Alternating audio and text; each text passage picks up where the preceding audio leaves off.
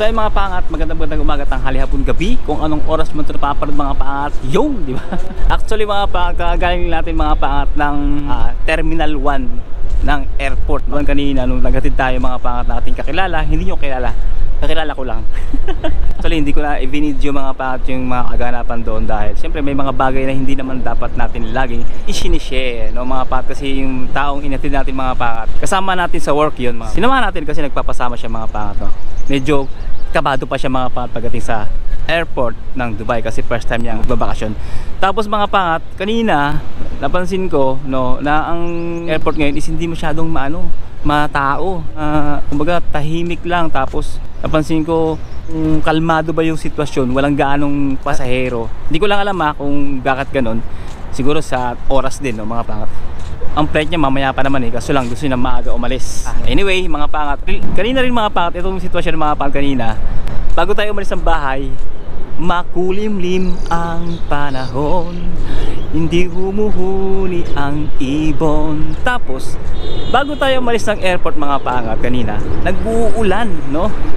Tapos ngayon dito maaraw. Parang Pilipinas din talagang Dubai no? Maaraw, umuulan. At dahil galing tayo mga pangat ng airport no, Terminal 1 mga pangat, syempre yun ang topic natin for today mga pangat no.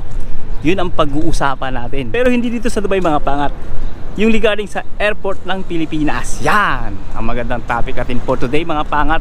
Pero bago ang lahat yan mga pangat, kainan muna tayo dahil nagutom talaga ako. Ang oras natin mga pangat kanina pag alis sa airport is alauna pasado. Ngayon mga pangat is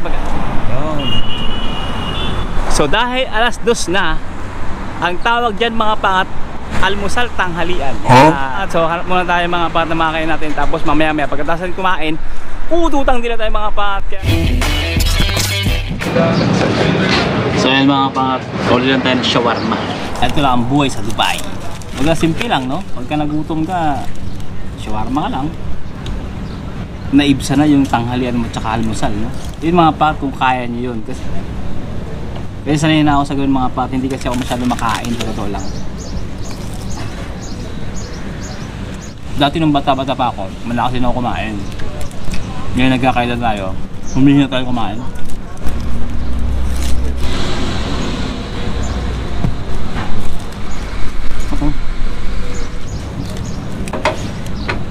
Mga pangat, tapos tayo kumain. At syempre, toothpick tayo. Toothpick, bastos no. Mga pangat, tayo ng pesto.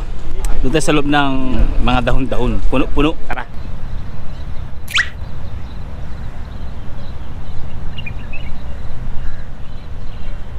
Bruh. Malungkot.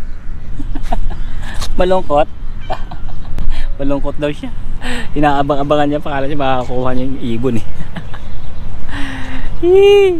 So yung mga pangat, nakakuha natin ng maganda-gandang pwesto rito mga pangat. Kaya nasa Union tayo.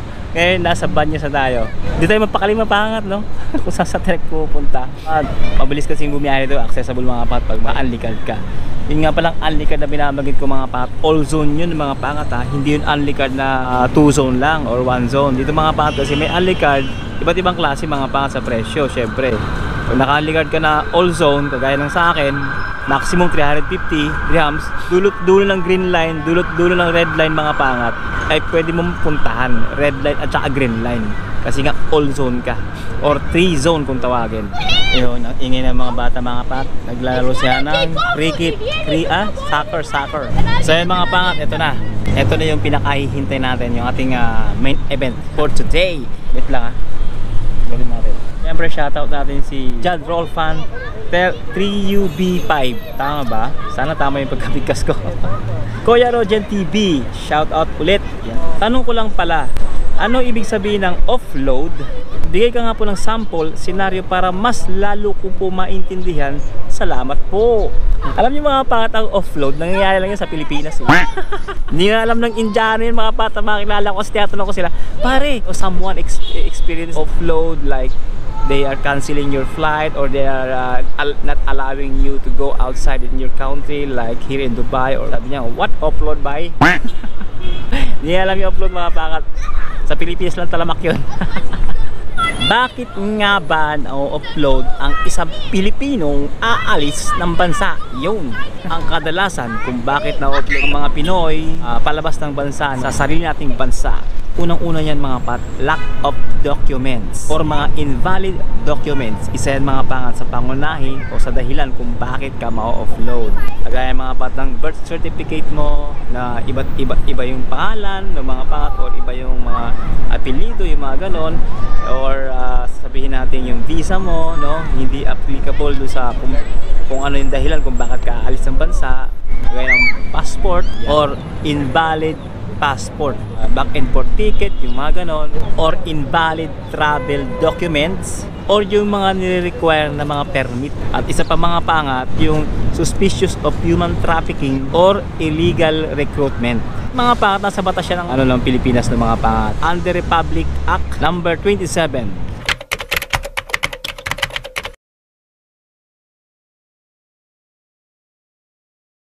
Kadalasan naman mga pat ang na-offload, hindi naman yung OFW lalabas ng bansa. Ang kadalasan na-offload mga pat is yung mga tourist na labas ng bansa is tourist. Yun ang kadalasan na na-offload. Pero kung ikaw ay empleyado o na-hire ka from Philippines, hindi ka naman ma-offload ng basta-basta mga pangat. Lumipat tayo mga pangat dahil medyo mainit na rin sa peso natin kanina. At collected pa yung mga pangat, no, dun sa document, dun sa mga sagot mo mga pangat sa immigration. May kinalaman yun mga pangat. Isa rin yun na pwede natin i-consider at malaking factor yun mga pangat para ka ma-offload kapag mali-mali yung mga sagot mo. Example, tinanong ka mga pangat kung saan ka pupunta, tapos tumingin ka sa Kesame o kaya yumuko ka, yun lang. Tapos ang usapan, offload ka talaga. Yun yung mga senaryo mga pangat. At tinanong ka kung anong gagawin mo doon sa bansang yun at hindi mo masabi kung anong dahilan kung bakit ka pupunta doon, offload ang aabutin mo. Kailangan pag sinabing saan ka pupunta, Canada, nagagawin mo sa Canada, magtatrabaho. Hindi, joke lang. Ibig sabihin, mabilis ka sumagot. Kumbaga alam mo sa sarili mo kung ano yung gagawin mo sa bansang pupuntahan mo. Ang pag tinanong ka kung kailan may expire yung passport mo, dapat alam mo yun. Ano yung hotel na tutuluyan mo sa bansang yun, saang lugar sa bansang yun ka pupunta, diba? Anong dahilan, anong reason kung bakit ka magtuturist doon. Kasi mga pagkaya na sinasabi ko kanina, mga tourist lang talaga mga pat ang madalas na offload. Pero kung grupo naman kayo mga pat na magtuturist sa bansang kung saan ka pupunta, yan ay bibihirang ma-offload mga pangat, diba? Pero kung nag-iisa ka lang, lagi kang pagdududahan yan at lagi kang paghinalaan. Ang iisipin mga pat ng immigration natin, pupunta ka ng ibang bansa para maghanap ng trabaho. That's it. Yun lagi ang nakatatak sa utak nila. Kaya dapat kumpleto ka dokumento at dapat alam mo kung paano sagutin lahat ng mga dokumentong meron ka kapag ikaw ay itinanong na. So question and answer mga pangat. Kaya ng mga tanong na halimbawa mga pat ilang taong ka na hindi mo masagot, anong middle initial mo, dapat mabilis ka sumagot. Anong pangalan ng magulang mo, di ba? Kailan ka ipinanganak tapos hindi mo agad masagot. Yung mga simple question na hindi mo agad masagot mga pangat sa harap ng immigration, oo, naiintindihan natin, kinakabahan ka dahil first time mo. Pero dapat alisin mo yung kaba na yun. Dapat nga confidence ka talaga na sumagot, lalo sa mga maliliit or simple question na pwedeng itanong sa'yo at hindi mo agad nasasagot yan. Kadududo na yan. Kasi kahit grade 1, pag tinanong ilang taon ka na, masasagot ka agad yun eh. Pag may eye-to-eye contact ka sa immigration, malaking factor yun mga pangat. Kapag ikaw ay naka eye-to-eye contact at hindi ka palinga-linga pag ikaw ay tinatanong ng immigration officer sa Pilipinas. At ito ang 6 na basic question na pwede nating ma-counter sa immigration sa Pinas.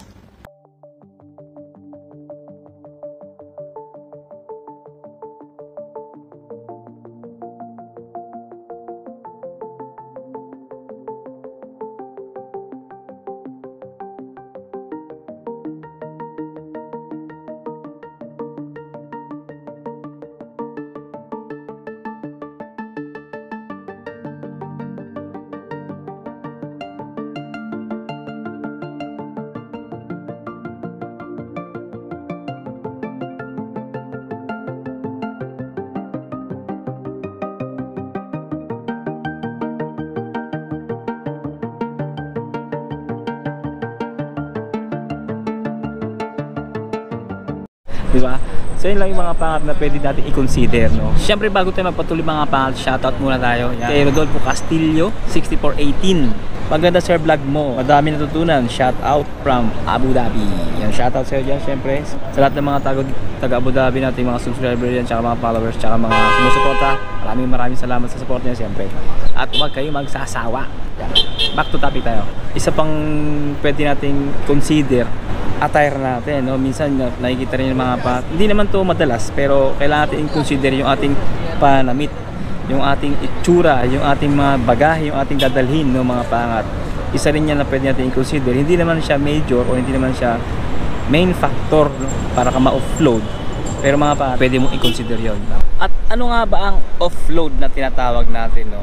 Maraming naguguluhan sa offload na yan, no?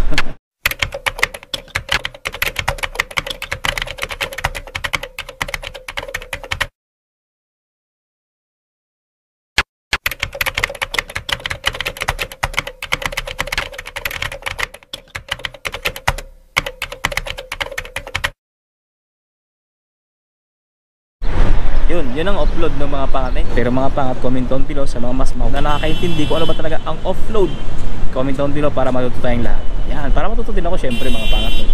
Reason yan mga pangat is for security, kasi iniwasan nga ng Pilipinas yung pagdating mo sa ibang bansa, karamihan, no? Hindi naman nila lahat. Yung iba talaga mga turista yan, yung may makakaya talaga sa buhay. Pero tayo mga pangat na nagbabakasakali o nakikipagsapalaran, lilipat ka ng ibang bansa para maghanap ng trabaho. Then pagdating mo sa bansang pinuntahan mo is hindi maganda yung kapalaran na nadatnan mo, so hihingi tayo ng tulong o saklolo sa ating gobyerno. So yun yung iniiwasan mga pangat ng ating gobyerno, yung na-expire na yung tourist visa mo, then nag-TNT ka na o kung ano ba nangyari sa ito, nagpalaboy-laboy ka na dyan. So hindi ka na matitrace ng mga pangat ng bansa natin, no? Hanggang sa mangyari sa'yo is may human trafficking ka na o mapunta ka sa mga illegal na mga gawain o mga tao, no, na hindi tamang tao. So yun lang naman yung pinaka-worst na mangyayari or iniiwasan ng ating gobyerno for security reason. Ang offload ay tumutukoy sa isang specific optimization methodology. Ginagamit upang bawasan ang workload na ipinataw ng mga proseso ng seguridad sa isang sistema o sa isang system. Ang layunan ay upang mapadali ang mas maayos na mas mabilis na mga operasyon nang hindi nakokompromiso ang seguridad ng isang sistema o isang system. Yun ang offload ng mga pangat. Naintindihan nyo ba? Di ko naintindihan eh. So yun ang ibig sabihin niya, no? Offload. Kung problema lang mga pangat is naaabuso yung ganong sistema ng pag-offload. Nagiging madalas yung offload na tinatawag natin. Naaabuso ng mga pangat. Disclaimer lang, hindi naman ako expert dito mga pangat, or hindi ako talaga master sa ganitong larangan, no? Kahit ako mismo hindi ko yung maintindihan kung madalas na upload ang mga kababayan natin o mga Pilipino. At syempre bago tayo patuloy mga pangat, shoutout muna tayo. Syempre shoutout kay Delibix, more power sir. Pa-shoutout parang shawarma. Pa-shoutout sa airpot ko dyan sa Alcuz, si Jose D. Salamat sa mga vlog mo sir, lalo lumalakas loob ko dahil sa mga videos nyo sir. Sana mag-cross daan natin dyan sir. God bless. Parang Lito Lapid tsaka Fernando po yun cross ang landas. Shoutout sa inyo. Syempre shoutout kay Jose D. Syempre shoutout sa inyo sir sa Alcuz. At sa mga taga Alcuz dyan, shoutout sa inyo. Isa pa mga pangat, dahil may offload, paano natin maiiwasan yung offload ng mga pangat? So ito yung mga dinisis natin kanina mga pangat. Una, syempre mga pangat, paano maiwasan ma-upload sa Pilipinas, no mga pangat? Siyempre una, tiyakin na mayroon kang return ticket na may petsa sa iyong pagbabalik. Pangalawa, ang return ticket ay hindi dapat magkaroon ng petsa na malayo sa iyong pinag-isipang haba ng pananatili sa ibang bansa. Ibig sabihin mga pangat, isang buwan ka doon o 1 week ka doon, tapos ang return ticket mo isang taon, malabo yun, di ba? Dapat kung ano yung petsang haba, doon din ang pagbalik mo mga pangat, doon din yung return ticket ng petsa, no? So pangatlo, siguraduhin na mayroon kang malinaw na entry sa paglalakbay. Ibig sabihin mga pangat, yung visa na tinatawag natin. Yun. At ito pa yung pang-apat mga pangat, magdamit ng angkop para sa paglalakbay. Nabanggit natin kanina mga pangat, no, na pananamit mo mga pangat is angkop dun sa pagiging turista talaga. Tapos panglima, ito yung mga yung pinaka main factor ng mga pat. Igutin ang mga tanong ng mga official ng immigration ng nakakakumbinsi. Ibig sabihin mga pat, confidence kang sumagot sa mga tanong ng immigration. Yun yung mga pwedeng paraan para hindi tayo ma-offload. No? Ayun yung diniscuss natin kanina. No? Siyempre dahil nalaman nyo ng mga pat, kung ibig sabihin ng offload, shoutout tayo, di ba? Internet 37666, pa-shoutout po from Sarja. Yun, shoutout sa mga taga-Sarja. May mga sumusuporta rin talaga sa atin dyan, sa mga taga-Sarja. So yung mga pat, hanggang ito lang siguro vlog natin. Maraming salamat sa panonood. Siyempre mga pat, kung nag-enjoy ka, natuto ka, at nagkaroon ka ng idea mga pat tungkol sa offload na dito sa Pilipinas mga pat. Siyempre mga pat, don't forget to like, share, and subscribe. At siyempre kung bago ka pala mga pat, pakashare mo na para maraming matuto mga pat. Siyempre at mga pat, at huwag kayo magsasawa na sumuporta mga pat dito sa Rojen TV channel, kahit ano pang vlog natin mga pat. Maraming salamat yan. Siyempre I really appreciate it from the bottom of my heart. Yun. At yun, uwi na tayo mga pat. Siyempre mga pat, think positive lang, good vibes. God bless you all. At siyempre mga pat, sarap ng pagsubok at tagumpay. To God be the glory. Siya lang idol natin mga pat. Walang iba kundi ang Amang nasa langit. And see you at the next one. Kabayan, na-experience mo na bang ma-offload? Kung oo, paki-comment naman sa comment section kung ano ang ginawa mo at kung ano ang mga natutunan.